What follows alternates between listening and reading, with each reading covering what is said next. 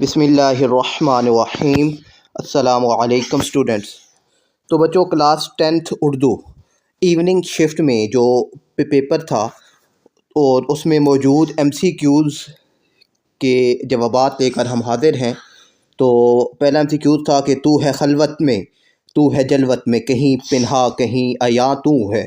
اس شعر میں کس صنعت کا استعمال کیا گیا ہے؟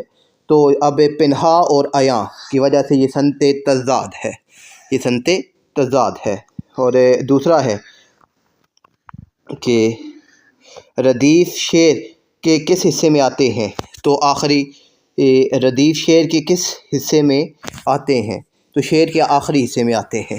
اور تیسرا کا جواب تھا ذو معنی الفاظ، فورتھ کا تھا ضرب المثل، پانچویں کا تھا ندائیہ اور فجائیہ، چھٹے کا تھا ضرب المثل، ساتویں کا تھا مبتدا متعلق خبر، اور 8 کا تھا القابات، 9 کا تھا آپس میں ہم معنی ہوں، 10واں تھا صنعت تکرار، 11 تھا استعارے کی، اور 12 ہے استجابیہ کی، تو ایکسکلیمیٹری سائن الٹا جو آئی ہے، اور 13 کا جواب ہے محمس، 14 کا درست جواب تھا متشابہ الفاظ، 15 تھا نعت۔